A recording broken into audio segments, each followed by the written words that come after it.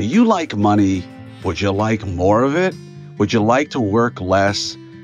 Doesn't that sound like the beginning of some really cheesy advertisement? Well, the truth is, let's talk about this. Let's talk about ways where you can make money working less and being smarter. I don't want you to misconstrue this in any way, shape, or form as being some form of financial advice or telling you what to invest in. That's not what this is about. What I do want to talk about is a really interesting meeting I had back in 1997 with a mentor of mine. Now, this mentor of mine had a fancy, huge house in the most expensive area where we were living. He drove some really fancy cars and he ran some really strong businesses.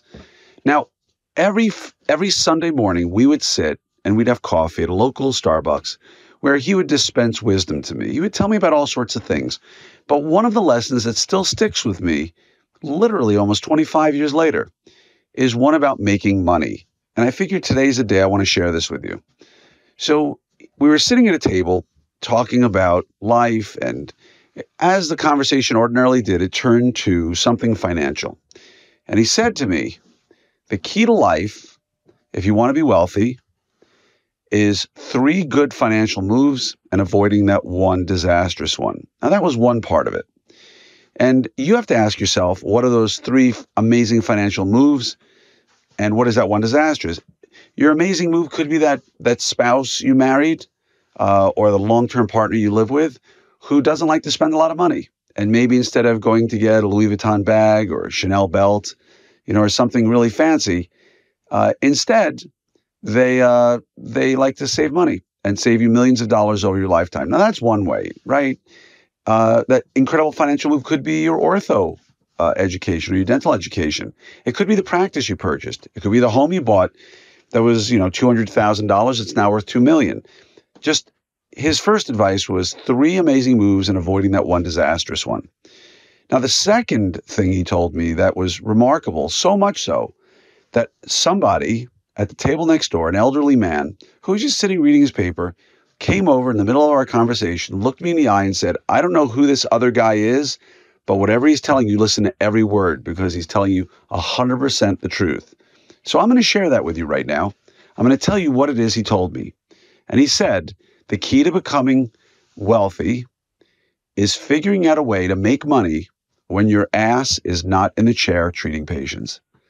Okay, think about that again. He said the key to becoming wealthy is by figuring out a way of making money when your ass is not in the chair treating patients. Now, the good news is there's never been a better way to do that than in today's digital world. The ability to invest in things is so much easier than it was 25 years ago, where I remember trying to do my own trades with Charles Schwab over the phone because there was no web way of doing this. And for those of you out here who remember that, it's crazy because things were delayed by 10, 15, or 20 minutes. But nowadays, you have at your opportunity, whether you think they're great investments or you think they're garbage, a whole variety of places you can invest money, right? You could do NFTs if you know anything about them.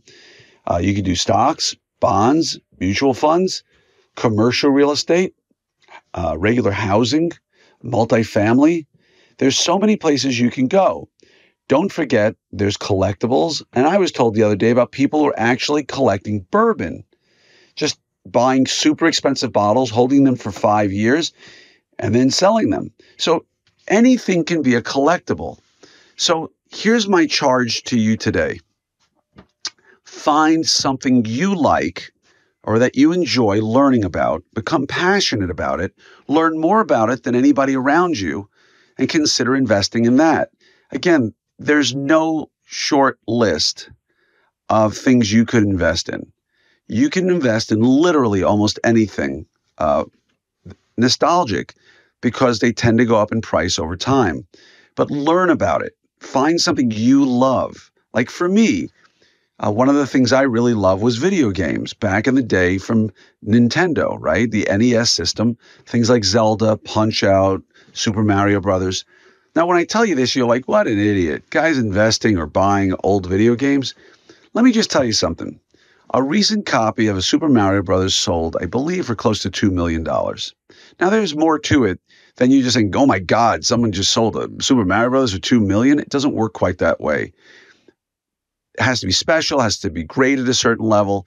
But again, you should find something that speaks to you. And for me, I used to love video games when I was younger. And you can go buy inexpensive for a few $100s, a video game that meant something to you, and probably hold on to it for a little bit. And at least you'll enjoy the memory, the nostalgia of it, and maybe make a few bucks down the road. But my point in all of this was it was a great lecture at another meeting other than Orthopreneur Summit about 4 or 5 years ago by two orthodontists who basically said, you're never going to become super wealthy living as an orthodontist, but you can use that money to invest in things. And they showed how they used commercial real estate and the money they pulled out of their investments as they grew to buy more commercial real estate until they essentially owned all the land around a mall.